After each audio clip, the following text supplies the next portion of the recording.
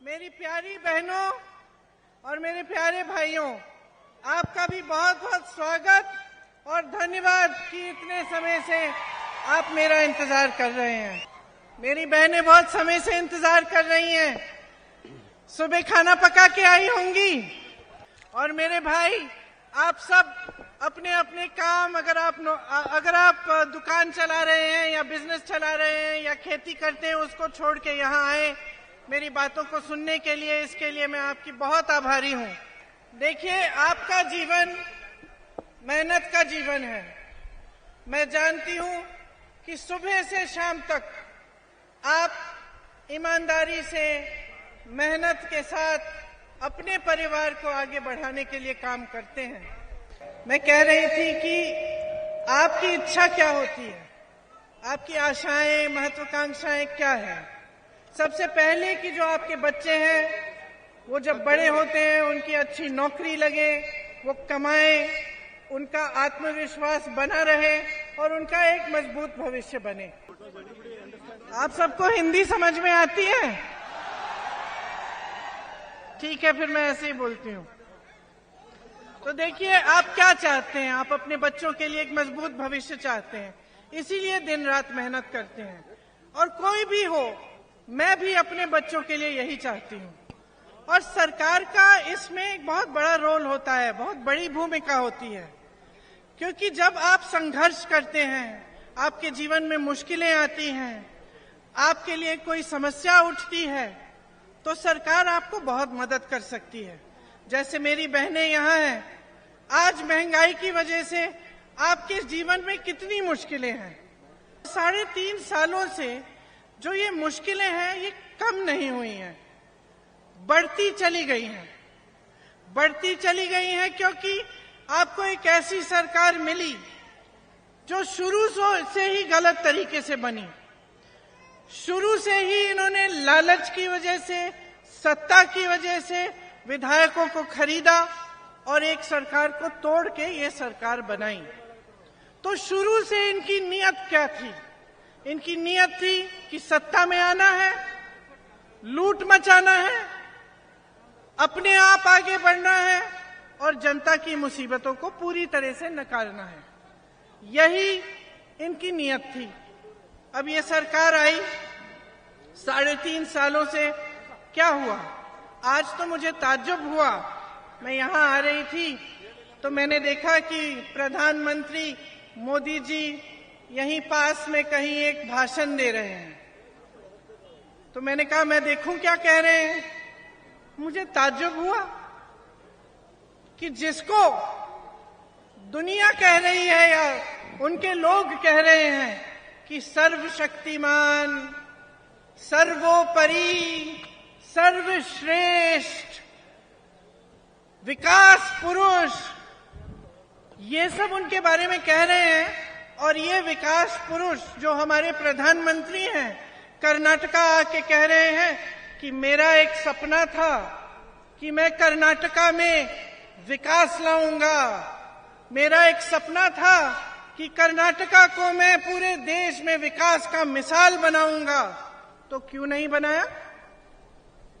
आप तो सर्वोपरि हैं, सर्वशक्तिमान हैं, अंतर्यामी हैं, सब जगह आप ही आप हैं। तो आपने क्यों नहीं किया? अपना सपना साकार क्यों नहीं किया? और जब मैं पूछना चाहती हूं कि जब भाजपा की सरकार, आप ही की बनाई गई सरकार, जनता को 40% सरकारा बन के लूट रही थी, तो आप क्या कर रहे थे? लेकिन आज मुझे समझ में आ गया, जब ये लूट मच रही थी तो आपकी आंखें बंद क्यों थी? आपकी आंखें बंद इसलिए थी क्योंकि आप सपना देख रहे थे, बिजी थे, बहुत बड़े बड़े सपने देख रहे थे। तो आपने लूट मचने दी, आपने चोरी होने दी, आपने रोका नहीं किसी को। ये कैसी बात हुई? 40% सरकारा क्यों है आपकी सरकार का नाम? कॉन्ट्रैक्टर्स आत्महत्या कर रहे हैं आपकी सरकार में। चिट्ठी लिखते हैं प्रधानमंत्री जी को, सर्वज्ञानी अंतर्यामी जी को, कोई जवाब नहीं आता। कोई जवाब नहीं आता। आत्महत्या करते हैं किसान, कोई समस्या नहीं देख रहा है किसानों की, कोई राहत नहीं आती। इस तरह से हर स्तर पर कर्नाटका को लूटा, और लूटते लूटते गवर्नेंस, किस तरह से सरकार चलेगी, कैसे हम रोजगार दिलवाएंगे, ये सब बातें सब भूल गए। आज चुनाव आया है, इधर उधर की बातें हो रही हैं। हम यूपी में जब कोई इधर उधर की ज्यादा बातें करते हैं तो हम कहते हैं भाई मुद्दे पे आओ, मुद्दे पे आओ। ये तो मुद्दे पे आ ही नहीं रहे हैं। मुद्दे क्या हैं?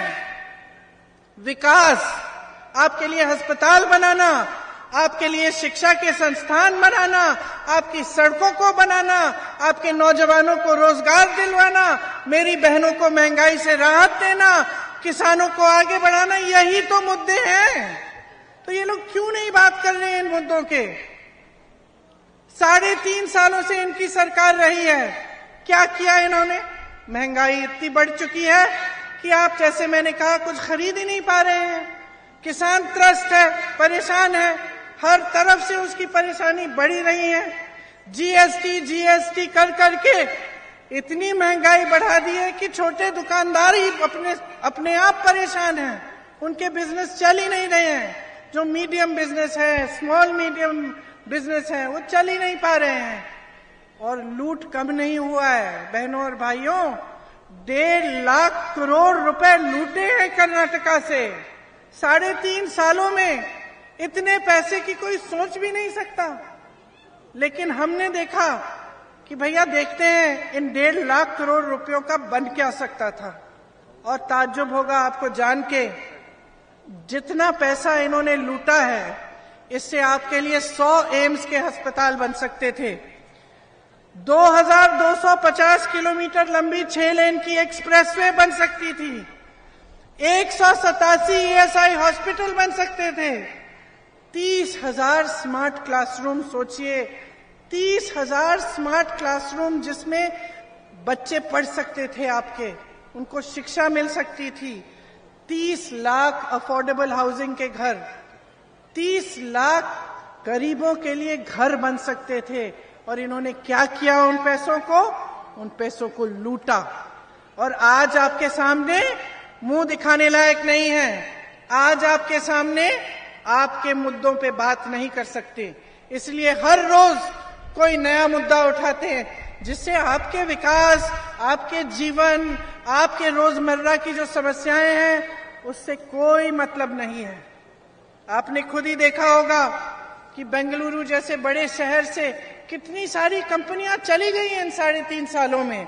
मोटोरोला, एप्पल, नोकिया, ओला, सैमसंग छोड़ के चले गए। कोई चेन्नई गया, कोई हैदराबाद गया, क्योंकि लूट इतनी है कि इंफ्रास्ट्रक्चर ही खराब हो रहा है। बेंगलुरु जैसे शहर में, आपका भी शहर है, बेंगलुरु जैसे विश्व प्रसिद्ध शहर में 35 लोग गड्ढे के अंदर गिरकर मर गए। और यहां विकास के इतने मौके हैं, क्यों नहीं किए जा रहे? तो मैं आपसे कहना चाहती हूं कि हर स्तर पर, चाहे आप नंदिनी को देखिए, आपने बनाया नंदिनी। आज भाजपा की सरकार कहती है नंदिनी में दूध इकट्ठा नहीं हो रहा है, कम हो रहा है, अमूल को गुजरात से लाते हैं। लेकिन 3.5 साल पहले जब कांग्रेस की सरकार थी तो आपको क्षीरा भाग्य मिला, क्षीरधारे मिला, सब्सिडी मिलती थी दूध के लिए किसानों को 5 रुपए प्रति लीटर। दूध इतना इकट्ठा हो रहा था कि मुफ्त में स्कूल के बच्चों को मिल सकता था। तो अब अचानक कैसे कम हो गया? अचानक ये कैसे कह रहे हैं? क्योंकि ये भी झूठ है। ये जो नंदिनी आपने बनाई, इसको भी लूटने की कोशिश है। गुजरात से अमूल को लाएंगे, आस्ते आस्ते नंदिनी को खत्म कर डालेंगे। जिस स्तर पे आप देखें, जिस तरफ आप देखें, आपको सिर्फ लूटा गया है और मजाक उड़ाया गया है गवर्नेंस का। आज मेरे नौजवान भाई बहन यहां पे खड़े हैं, कितनों को सरकारी रोजगार मिला है? किसी को नहीं मिला है।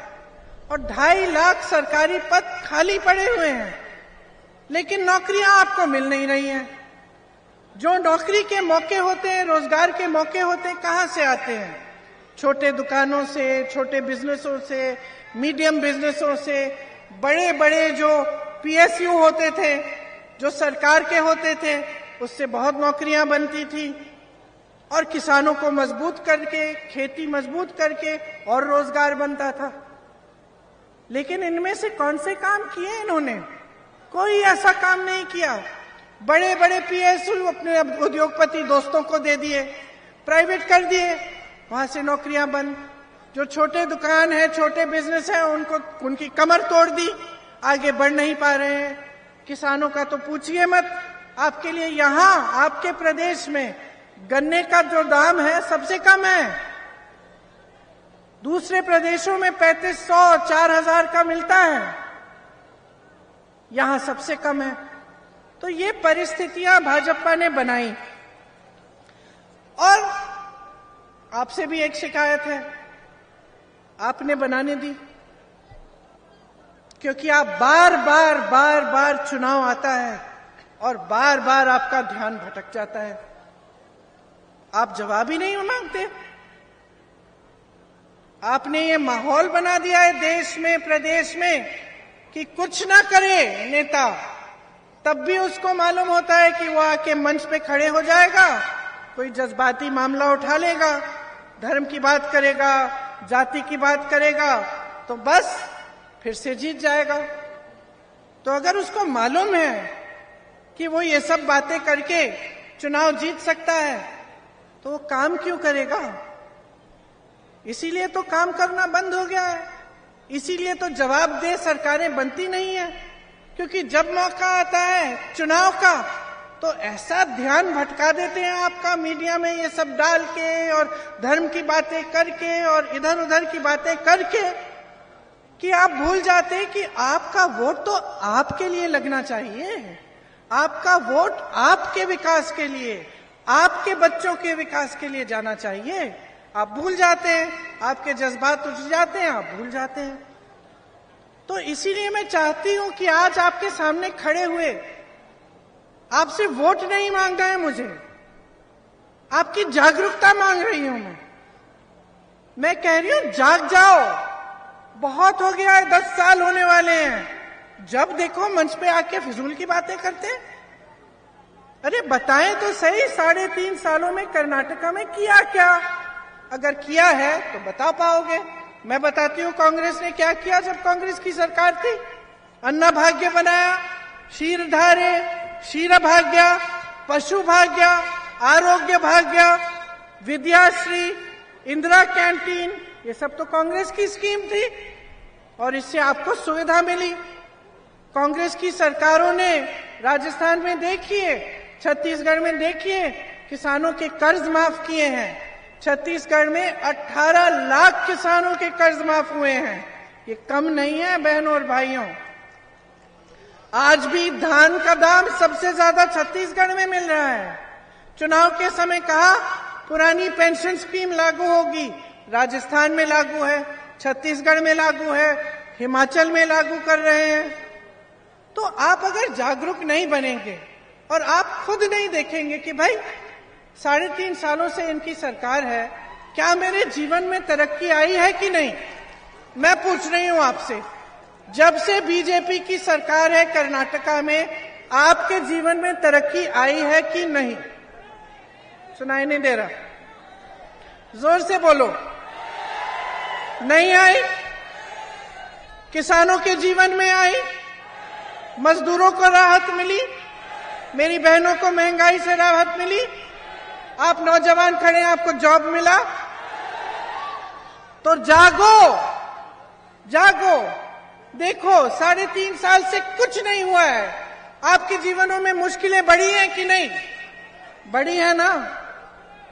तो कौन बदलाव लाएगा?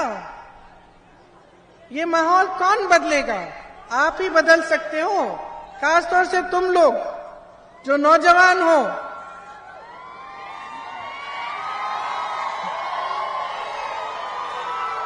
बदलाव लाओ, अपना हक मांगो।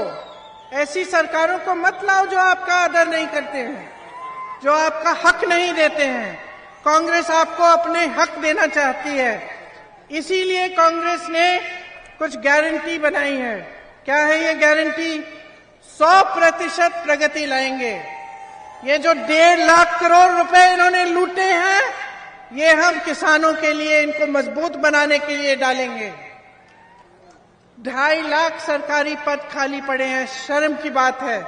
कांग्रेस ने ये प्रयास करेगी कि 1 साल के अंदर अंदर ये 2.5 लाख पद भरे जाएंगे। गृह ज्योति योजना लाना चाहते हैं हम। 200 यूनिट बिजली आपको फ्री मिलेगी।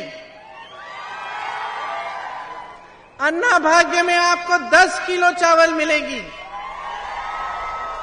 और ऐसी चावल नहीं जो मुझे एक महिला ने बताया 2 दिन पहले कि दीदी जो चावल हमें मिल रही है वो हम खा ही नहीं पाते। हम अच्छी चावल देंगे, आपको 10 किलो देंगे। युवाओं, एक युवा निधि स्टार्ट करेंगे। युवा निधि में जिसका ग्रेजुएशन हो गया है लेकिन नौकरी नहीं है, उसको हर महीने 3,000 रुपए सरकार देगी। और जिसका डिप्लोमा है उसको 1,500 रुपए हर महीने सरकार देगी। गृह लक्ष्मी योजना, मेरी बहनों, सबसे ज्यादा मेहनत आप करती हो। आप घर का बोझ, महंगाई का बोझ, समाज का बोझ उठाती हो। मैं जानती हूं कितना मुश्किल है जीवन। मैं जानती हूं कि इसके बावजूद सबसे कम सहायता समाज आपका करता है। इसीलिए कांग्रेस पार्टी आपकी मेहनत को पहचानते हुए आपके लिए गृह लक्ष्मी योजना लाई है, जिसमें आपको 2,000 रुपए हर महीने आपके खाते में जाएगा। आपको बस में जाने के लिए जहां भी जाए आपको बस का पास फ्री में मिलेगा। देखिए, जो खासतौर से शहरों में डिलीवरी का काम करते हैं, घरों में काम करते हैं, जो अस्थाई मजदूर हैं, इनके लिए बहुत कम सुविधाएं देती है सरकार। लेकिन आज जो ये काम कर रहे हैं उनकी भी मुसीबतें बहुत हैं। बड़े बड़े शहरों में जाते हैं, 4-5 लोग छोटे छोटे कमरों में रहकर सुबह से शाम तक मेहनत करते हैं कमाने के लिए, अपने परिवारों के लिए। तो कांग्रेस पार्टी एक न्यूनतम आय तय करना चाहती है घरेलू और डिलीवरी के कर्मियों के लिए, ताकि आपको एक मिनिमम वेज मिलना चाहिए, जिससे आपका कोई फायदा, आपका शोषण न कर पाए। इसी तरह से 3,000 करोड़ रुपए हम बजट में अस्थाई कर्मी के कल्याण के बोर्ड में डालेंगे।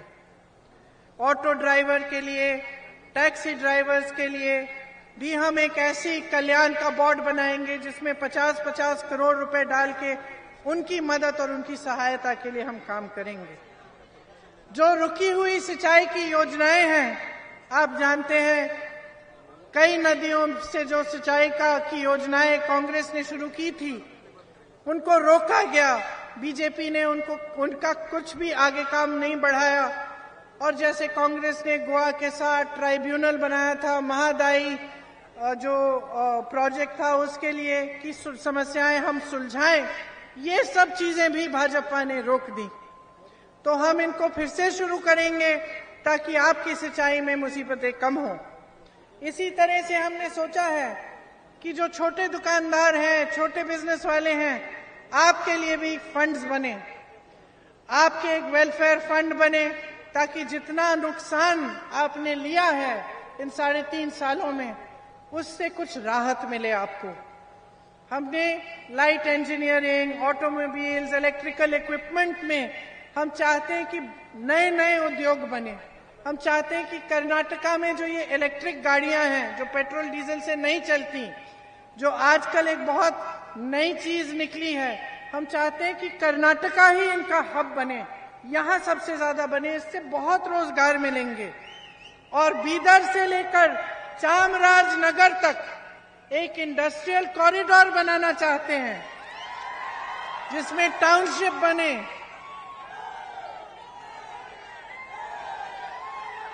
और अनेक विधानसभाओं में 10 करोड़ के स्टार्टअप फंड कि ये जो नौजवान हैं अगर एक छोटी सी बिजनेस शुरू करना चाहते हैं तो उस विधानसभा से ही उनको थोड़ा सा पैसा, थोड़ी सी मदद मिल सकती है कि अपने ही पैरों पे खड़े हो जाएं।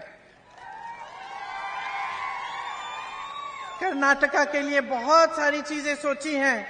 बेंगलुरु में एक टूरिज्म और बिजनेस के लिए जैसे दुबई में होता है गोल्ड और डायमंड पार्क बने, जैसे बेंगलुरु में आईटी सेक्टर मजबूत हुआ है और दुनिया में जाना जाता है, तो क्यों ना ये काम छोटे छोटे शहरों में भी, जो 2 टियर की शहर हैं उनमें क्यों नहीं कर सकते।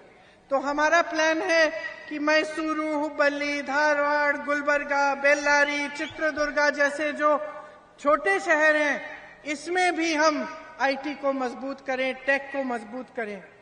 ये सब हमारी योजनाएं हैं, हम आपके लिए करना चाहते हैं।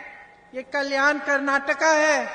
आपको मालूम है कि कांग्रेस ने ही 371J का जो आर्टिकल 371J है संविधान का, कांग्रेस ही लाई थी और यहाँ के लिए तमाम विकास के रास्ते खोले।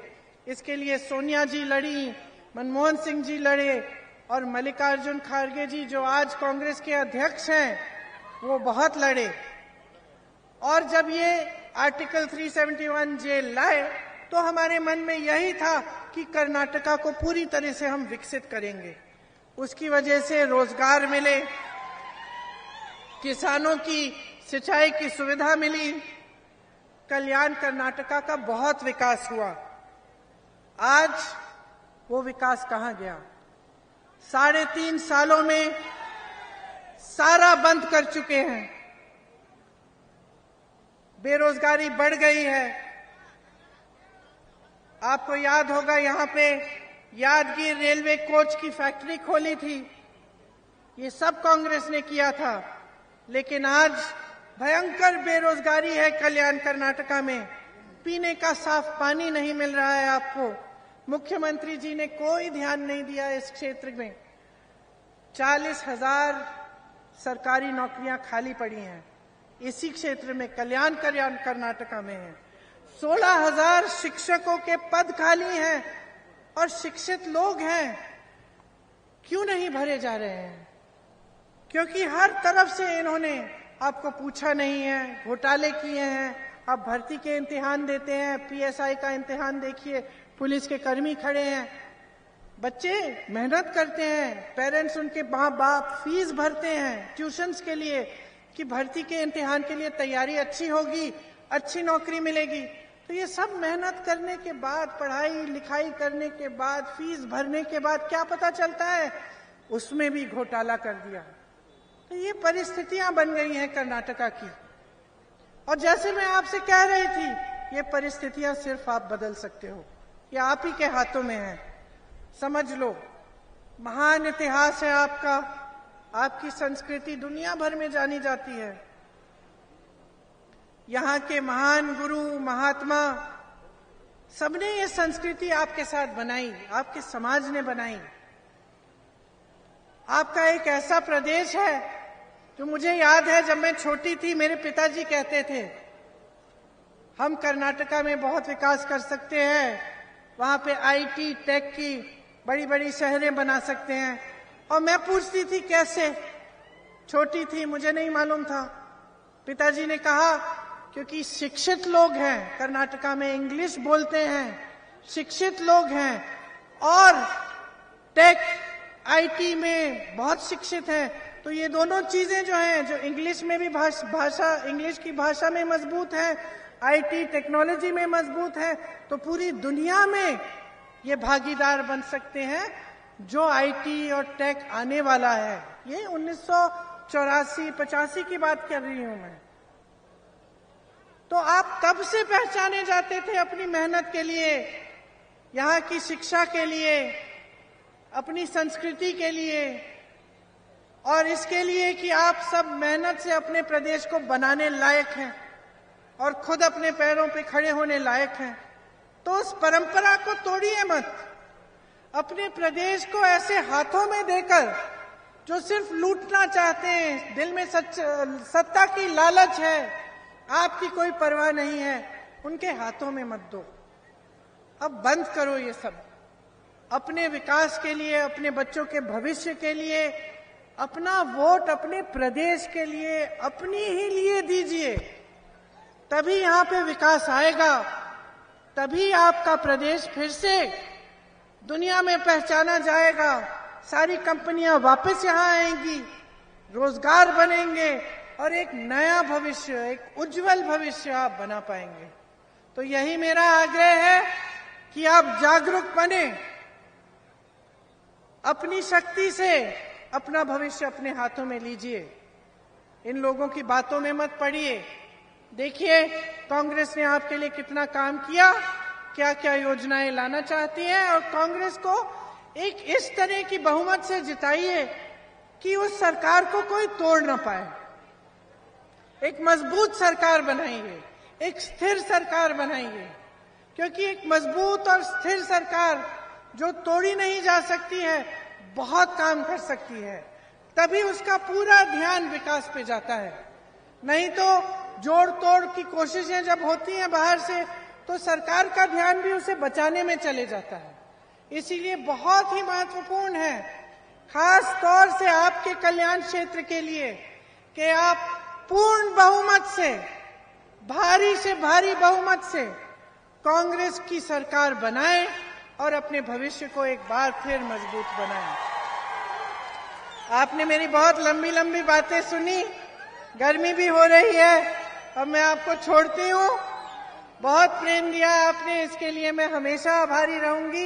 एक बार मेरे साथ कहिए, कर्नाटका की, कर्नाटका की, कर्नाटका की। धन्यवाद। जय हिंद।